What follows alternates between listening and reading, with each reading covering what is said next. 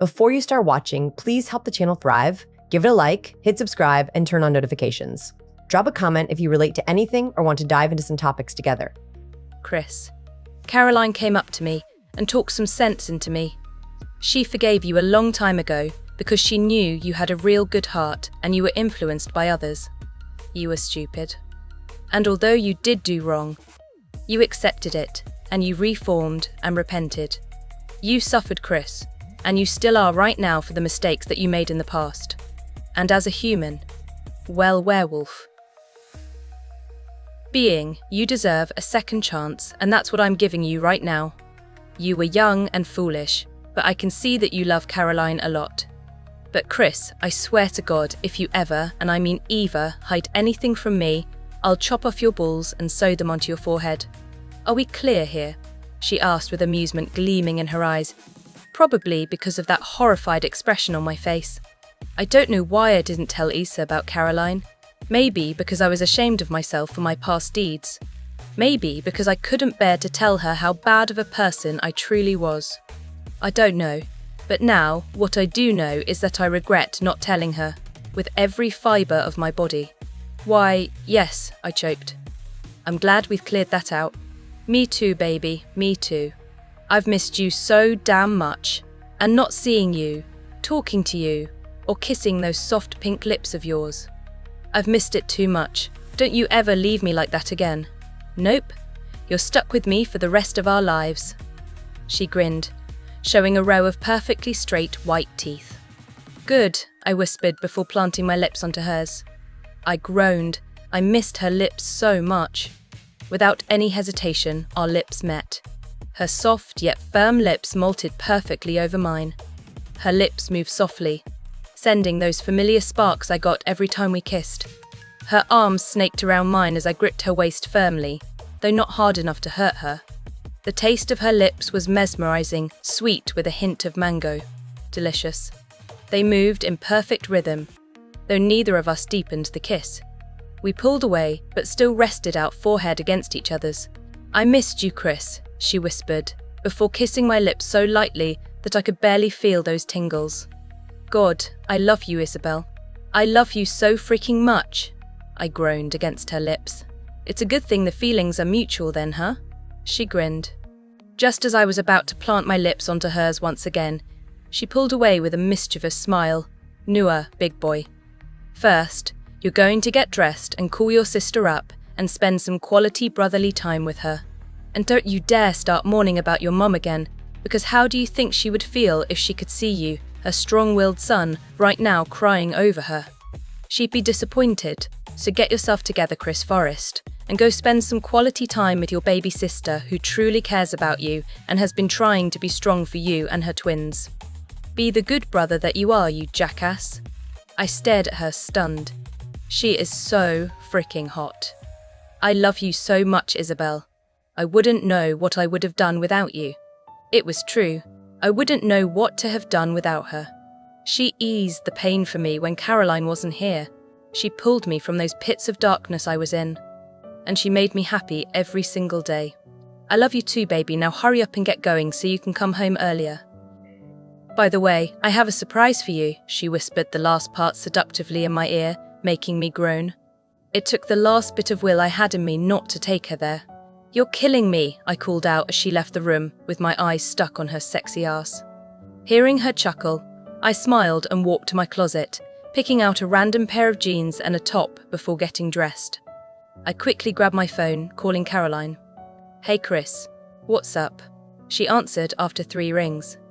I was wondering, but you don't have to, so don't feel obligated to do it and like you, huh? Just spit it out, Chris. Are you free? I was wondering if I can spend a little bit of time with you. Yeah, sure. When? In about 30 minutes. Is that okay? Yeah, that's cool. I'll see you soon then. Yeah, see you soon, I said before hanging up the call. But not before I heard her shout at Howard, telling him to clean up his mess in the kitchen, which made me laugh. That guy was whipped. After taking everything I needed, I made my way towards, pecking Issa on the lips before leaving home. I was taking Caroline to an indoor racetrack because ever since she was young, she's always loved cars, and racing especially. When we were younger, and before I became obsessed with Image, I used to play around with her a lot. We used to build cars together, and she literally would know everything about the latest cars out. Her room would be decorated with car, and that's all she ever played with. So I knew she would love this. She had a real passion for it. Beeping my horns twice, Caroline came out looking as composed and relaxed as usual. But instead of the blank expression she always wore on her face, she had a small but genuine smile on her face. Her face was glowing and her eyes were gleaming. "Are you ready?" I asked as she fastened her seatbelt. "Yeah," she grinned. "You totally cheated," I shouted as she laughed at me. "Just because you can't accept that I'm better than you doesn't mean that I cheated." "I'm better, Chris. Just accept it," she teased, poking my side. "Don't be such a sore loser." Oh. "No, I refuse to believe that you won. You totally cheated," I said once again. "No, I didn't, and you know that." "Yes, you did."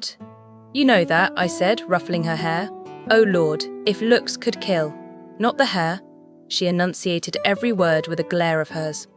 "And if I touch the hair," I teased, "then you're going down." "Ha, you can't touch me," I mocked her. "You want to bet? You're too easy. You can't hurt me. You're a little girl compared to me." Maybe I shouldn't have said that because before I even realized it, she had wrestled me to the ground, like she used when we were younger, and was throwing light punches at me. "Get off me," I demanded. "Say that I didn't cheat first, and that I'm a better driver than you, and that I'm stronger than you." "Never in a million years," I grinned, trying to roll her over. We tried to both pin each on the floor when she grabbed my hair and started tugging it. "Ouch," I whined. "I'm not letting go until you say that I didn't cheat, and that I'm a better driver than you, and that I'm way stronger." She tugged my hair a little harder just to prove her point. Knowing that I couldn't win against her, I finally gave in. "Fine, you're stronger, and you're a better driver, and you didn't cheat." "Oh, thank you, Chris. That was awfully kind of you." She grinned her evil smile before standing up and pretending to dust her denim shorts. "Bitch," I muttered. "Asshole." "Whatever," I flipped her off. "Look what you've done. You've created a scene," she shouted, pointing to all the younger kids staring at us with wide eyes while their parents glared at us with distaste. We were currently in a playground park near the swings. I brought Caroline here after racing, which, unfortunately, she had won every race of, because I felt like we'd missed a lot of our childhood and we deserved to be a child again. Today has truly been amazing, and I'd learnt so much about Caroline and what I had missed of her and the twins' life. Her life has definitely been like a roller coaster. "Don't act like you didn't do anything either," I said. "What did I do?" "Hey, I'm the innocent one." "Yeah, right," I scoffed. "You're anything but innocent." Whatever. After sitting down on the swings, just watching the scenery for a bit, I finally broke the silence. "Thank you." Looking at me with a confused expression, she asked, "What for?" "For talking to Isabel and accepting me as you brother," I responded. "She loves you, Chris, and I know that you love her as well. And I wouldn't have known about what happened if I hadn't overheard her conversation with her sister at the pack house. Why didn't he tell you, you ass? I never wanted to get in between you and her. Or ever. I know the pain of living without your mate. I know exactly what you went through. And I had forgiven you, Chris, because I know you're a good person and you did what you did for Image. Everyone deserves a second chance, and I know you regret it. You're a good person, I know that. And you two are amazing together. You're so strong, Caroline. I love you, baby sis, I whispered, giving her a hug. I love you too, big bro. Chapter 26. Caroline's POV to Caroline. Hurry up. Howard called out from the living room. I need time to get ready, you know. You've been saying that for the past hour. He groaned. Whatever, you're such a girl. Maybe because I am one, I said in a duh tone. Just hurry up, Caroline, he sighed. I am.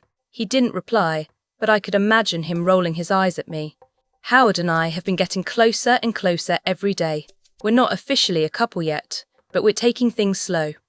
At first, when I came here, I was dead set on not giving him a chance at all. But as I got to truly know him, I realized that he wasn't such a bad person. In fact, underneath that cold, player exterior of his, he was truly a kind person. And I knew how hard it must have been for him to take things this slow. But he was doing it for me. Being a werewolf, males normally mark and fully mate their mate within a month at most because of their hormones and their wolves, who constantly whine about marking their mates as soon as possible. And Howard, being a werewolf, it must be harder for him since his wolf instincts are a lot stronger. However, he, knowing that I was ready to go to that part of our relationship, or whatever we have yet, hasn't pressured me into doing anything at all. I know it's really hard to control it, but it makes me trust him a little bit more, knowing that he's willing to suffer for my benefit. Ever since Mom's funeral, he has been there for me every single day while I tried to be strong for Chris and Dad. I knew they were as devastated as I was, especially Dad, who seemed to have gone in complete shock and was not responding to anything. But I knew I had to be their rock and be there for them instead of break down and cry, something which I wanted to do countless of times, but I was glad he was there. He was my rock and kept me going strong for the rest of my family, and every day he would prove to me that he loves me, and I think I might be falling for him too. We hadn't spoken of the night of our first date where I ran away from him at all, and the first time he had spoken to me after that was on Mom's funeral, where he had handled me. And finding myself falling for his stupid, sexual-related jokes, and those cute dimples of his, and those eyes. Those eyes which openly display all this emotions. But that moment, I hugged him back during Mom's funeral. I knew that my carefully built-up walls had crumbled in that very second. And I guess I was too scared and confused of my emotions when he showed me proof that he thought about me a lot. I was scared of him hurting me. But then my mom's words came into my mind. Follow your heart. My heart was aching for him. I wanted him and my wolf. She needed him, and I realized that I needed him as well. Because like I said before, he was my rock, and without him, I'd still be broken. He repaired my broken heart, albeit he was one of the people who caused it, and he's been fixing it stronger for me. He's been healing me. Are you done? Howard asked, knocking the door. Nope. Well, I'm coming in anyways, he replied, causing me to roll my eyes at him. As he opened the door, I could feel this gaze burning a hole at the back of my head, and I could feel his wolf purring at the sight of me. I straightened my plain red dress, which had sleeves up to my elbow and clung onto me like a second skin. After swiping bright red lip gloss across my lips, I spritzed my favourite Chanel perfume and puffed my hair up a little using my fingers. Slipping on my nude heels, I was aware of Howard's eyes on me. Are you doing staring? You know you're kind of freaking me out a little, watching me like the stalker you are, I whispered, walking up to him and swaying my hips. No, I'm not done staring. I could just sit there and watch you all day long like your stalker that I am, I muttered, his eyes roaming my body. That you are, now come on. No time for joking around, big boy. We have dinner with Chris and Isa now. Can we just cancel and watch a movie or something? He whined, wrapping his arms around my waist from the back. Nope. This is the first time in like 3 months that I'm going to spend any time with Chris. And I've missed him. And he says he has some important news to announce anyways. I don't know about you, but I want to know what it is, I said, detaching myself from him to check up on the twins. I had missed Chris because I hadn't spent any proper quality time with him since we went to the racetrack, which was more than 3 months ago. Once I reached the living room, I smiled at the sight in front of me. They were so cute together. I knew I was scared of having twins at the beginning, but I wouldn't change it for anything. Stay still, Terence, Samantha pouted, looking very annoyed at her older brother. I'm sorry, Samantha, Terence offered. Now smile, okay, and don't move, she demanded bossily. She was bossy, all right. Terence smiled and sat still while she drew him. She looked so cute trying to concentrate hard like that with her eyebrows creased and her nose wrinkling slightly. Samantha. Howard started saying loudly, but I grabbed him and placed my hand on top of his lips, effectively silencing him. Shh. Don't disturb them. They look adorable, I said, pointing to them. He looked confused first before he looked over and his eyes softened. I removed my lips from his lips and turned around to watch the scenery. Feeling the warmth and those sparks, I knew that Howard was embracing me from behind. And since he was so much taller than myself, even when I was wearing heels, he rested his chin on the top of my head, but not before placing a kiss. We made beautiful kids. We should make more. What do you think? He teased, making me slap his chest. Ouch. I was just telling the truth. Be quiet and watch them. They're amazing, I whispered, my eyes set firmly on them. We have to leave now, babe. Or we're going to be late, Howard stated, after checking his watch for the time. I sighed in frustration. Come on then. Samantha, Terence, we have to leave now. Finish your drawing later, and then you can show Mama and Daddy, okay? I said with a smile, as I tried to convince Samantha when I saw her open her mouth to say something. And Daddy will help draw you. Her scowl faded, and as soon as I mentioned her daddy, a bright smile lit up her entire face. Okay, she chirped. Come on then. If we finish the dinner quickly, then Daddy can help me with the drawing quicker too. Definitely a daddy's girl. I helped her slip on a pair of red, shiny flaps, which made the single flower pinned on her plain white dress. Her long, dark brown hair was down with a single red flower clip, which I used to pin back some of her hair. She looked unbelievably cute. Yeah, we had a tendency to match a lot in some ways or another. Is everyone ready? Howard asked. Yeah. I want every one of you to behave and act like decent human beings. Am I clear? I asked sternly.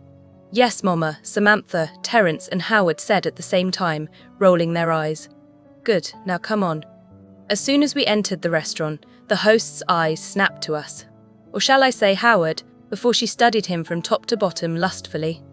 If I hadn't noticed Howard looking so uncomfortable and squirming under her gaze, then I would have been jealous enough to kill the bitch, but this was too funny. But he did look hot with his pair of slim-fit black slacks and a white shirt, which he had undone 3 buttons of. Reservation under Chris Forrest? I asked, looking at her as annoyance flitted through her eyes. Right this way, follow me, she said, swaying her hips from side to side. She was trying to attract Howard's attention, but shame. Howard was too busy checking out my butt. Hey guys, you both look amazing, I gushed, hugging them both tightly. Howard and Terence both did a bro fist with Chris and gave Issa brief hugs. How are you? I asked, taking a seat in the middle of Howard and Samantha, while Terence took a seat at the other side of Howard. Amazing. Issa squealed with a glow on her face. And trust me, it wasn't the makeup type glow, it was more of a natural, radiant glow. Great, we should order then. I'm starving. Chris groaned, making us chuckle. He loved his food. We were halfway through eating our dessert, while chatting about random things. Chris and Howard, both being the immature boys that they are sometimes, would throw in a sexual joke here and there, which would earn them a smack at the back of their head. Nevertheless, it made me laugh though. We have some important news, Issa suddenly announced. I noticed that she had already finished her 3rd dessert, after having 2 starters and 2 different main courses. Wow, that girl can eat. We're pregnant. Chris suddenly bursted out with a huge grin. Bingo, I knew it. Oh my god. Congratulations, Issa, I said, rushing over to her to give her a hug. Congrats, man, Howard said, giving Chris a one-sided hug. I knew this was coming. There was that glow on your face that you only get when you're pregnant. I knew the second I saw you. That's amazing. How far along are you? 5 weeks. Well, now I'm going to take super care of you. You, Missy, are going to eat proper healthy food so you can have healthy children. Are we clear here? I playfully scolded her. Yes, Mother. She rolled her eyes at me, but a faint smile appeared on her face. Have you gotten a checkup yet? I asked, finishing off my cheesecake. It's next week, and I'm so nervous but excited. Is that weird? It's perfectly normal, trust me. I rolled her eyes at her. Glancing over at Howard, I noted that he was silent. I gripped his hand, which immediately snapped his attention to me. A small smile appeared on his lips, however, they didn't reach his eyes at all. In fact, I could tell he was sad, and there always was a glint of anger. He was probably sad and angry because he wasn't there for my pregnancy. It did hurt me that he was sad, as well as my wolf, because naturally, being his mate, I felt the need to keep him happy all the time. And I knew he those feelings towards me as well, and they were just as strong, if not stronger. But before I could ask him anything, a putrid odour wafted through the restaurant, making me stiffen immediately. Well, well, well. "Look who's having a blast with my mate," a very familiar voice said. Instantly, all of our heads snapped to her, and I could feel Howard's and Chris's wolves surfacing as they tried to keep themselves calm. There, in front of us, stood a very pregnant Eva. Chapter 27. "Eva, what are you doing here?" Chris snarled, giving her a glare. "Only if looks can kill. I'm here to see my mate." She smiled sweetly, though I didn't miss the glint of danger in her eyes. I am not your mate," bellowed Howard, standing up abruptly. The other people in the restaurant turned around to see what was going on. Thankfully, there weren't many humans in this town at all, and I was sure there weren't any humans in this restaurant currently. "Yes, you are, baby," Eva cooed, walking over to Howard and trying to touch him, which made my wolf growl possessively. "You don't need to deny it because your bitch is here." Clutching me to his chest, Howard let out a thunderous growl. I could tell that his wolf was begging him to kill Eva for calling me a bitch, but she was pregnant, and that innocent child would die along with her as well. "Don't you dare call my mate a bitch," he said slowly, giving off a very dangerous vibe. He would flip shit if Eva said anything else, and I was scared her baby would get hurt. "Eva, I think it's better if you leave now before Howard hurts you," I said calmly and slowly, trying to make her understand. Noting that Howard's eyes were flicking between his blue eyes to silver, I could tell that his wolf was fighting for control. "You just want my mate, don't you? How low can you stoop? Just because he didn't want you, you fucked some other man and tried to tell him that he's the father so that you could get back with him. You're a disgusting whore," Eva shouted, with a crazed look in her eyes. Now she was taking it too far. "Howard, calm down," I whispered, placing a small kiss at the base of this neck, trying to calm him down when I noticed the fur sprouting from his arms. He closed his eyes tightly, clenching his fist and taking in deep breath. And across me, I noticed that Issa had a panicked look in her eyes, trying to calm Chris down as well, who was red in anger. There were hints of anger in Issa's eyes as well, but mostly panicked as she didn't want Chris to burst out into his wolf and kill Eva. Through clenched teeth, Howard said loud and clearly, "Leave now, Eva, and never step foot in my territory. You are trespassing, and I would have killed if the moment you step foot in here if it weren't for your child. Baby, what spell has this bitch put you under? You know you don't mean that. You love me. Remember all the good times we have. You know you miss me. It's just because of this fucking witch is here. That's why won't say what you truly mean." "Eva, you are seriously testing my patience now. I won't say this again. Leave," Howard said in a cold voice, clenching his fists tightly. "But baby..." Before she could say anything else, the door flew open and two huge and bulky men came in. Each one grabbed an arm as Eva shouted, screamed, and to no avail, tried hit them. Howard must have mind-linked them, and I was guessing they were part of the pack. The two men carried her out of the restaurant, while she tried everything to get out of their hold. "You're going to regret this, bitch. I'll be laughing when you're on the floor dead with your kids next to you.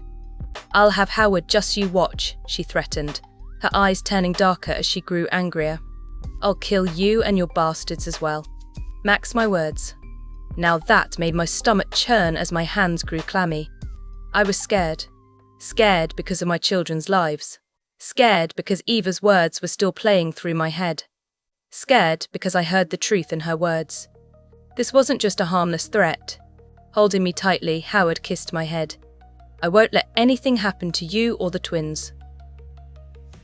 Caroline, I promise you, even if this means that I have to die."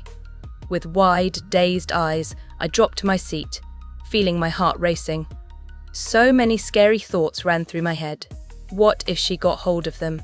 What if she hurt the twins? What if she key? "You're moving in with me, Caroline, with the twins, on the pack grounds." "I don't care if you're not part of the pack yet, you're staying with me," Howard growled, holding on to me with one of his hand, while the other one was wrapped around both of the twins, leaving no room for discussion at all. Because of this threat, I knew his wolf would be super protective and even more possessive now. But I didn't argue. Why? Because I knew he would be able to protect me and the twins. I just have to pray. A situation won't arise where he will have to protect me. Still, Eva's words echoed through my head. I'll kill you and your bastards as well. Mark my words. You are moving in with me, Howard demanded. He can't just order me to get up and leave my home. Who does he think he was? No, I'm staying in my own house and you're staying in your own house, I said, enunciating every word as if he was having trouble understanding my point, which he was. I'm not having you or the twins being at danger, Caroline. I'm not taking even the slightest of risks, Howard stated, with a serious face and pleading eyes, which begged me to say yes already. Perhaps that was because we had been having this discussion for more than 30 minutes now. It's just Eva, Howard. What is she going to do? Dye my hair bright blue and attack me with an overload of foundation, please, I scoffed, trying to convince Howard and myself. I couldn't help but shudder as her words from earlier replayed in my mind. It held so much determination, so much hatred. We both know that you really don't think that, Caroline. You're scared about our children just as much as I am, and you know that. Just please, just agree to move in with me. I'll give you your personal space. And once I'm sure that Eva is no threat, I'll take you back here, I promise. I sighed, rubbing my head as he begged me to move in with him. Fine. Chapter 28. Howard's POV, driving back to Caroline's cabin. I couldn't help but grin, even though there was an underlying feeling of anxiousness there. She was finally moving in with me, after a lot of arguing. In fact, she was currently back at our house, sorting out her things. I was going back to her old house to get some of the remaining boxes. Chris and Issa were babysitting the twins, while Caroline and I got the house ready. Finally, everything was going perfect. I didn't want Caroline outside of the pack's territory, which was why I was currently outside her house. Ever since Ava's threat, I'd been extremely possessive, and I know that Caroline hates it, but I couldn't control it. She and the twins were the most precious things to me. Without them, I knew I would die. I wouldn't be able to live without them. I loved them more than anything in this world, and I would show how much they meant to me every single day for as long as I live. I know Caroline wasn't going to agree with every decision I made and be all lovey-dovey with me, but now I knew I had a better chance of winning her over and make her my wife. Yes, I had bought her a ring. The ring. But I was just waiting for her to completely trust me and openly love me before I could propose. I already loved her more than anything in this world. I just wished that she would admit it to me as well, but at least it was better than her completely shutting me out. We were growing a lot closer, as well as our bond, something which I would cherish for the rest of my life. As I was about to park the car, I felt a wave of panic run through me. My wolf became anxious, pacing around. There was something wrong. He could feel it, and I could feel it too. My emotions were becoming overwhelming as the feeling of panic became stronger. My mind was going on overdrive, thinking of the different predicaments. Tim, Jacob, Mason, is there any sign of danger? I mind-linked the guards who were patrolling my territory right now. No, Alpha, they all replied simultaneously. I thought that would relieve me of the worry. However, I could still feel my heart racing and a feeling of my stomach churning. My breaths were becoming shorter, while my gut screamed, danger, to me. A whimper pulled me from my reverie. Caroline. Without another moment of thinking, I burst into my wolf, anger running through my veins, wanting to hurt the person who'd hurt my mate.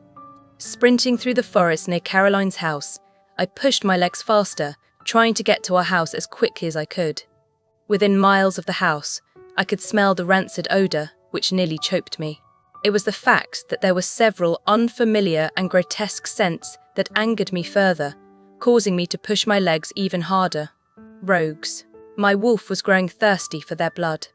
He wanted to kill them in the most cruel and painful way for scaring my mate.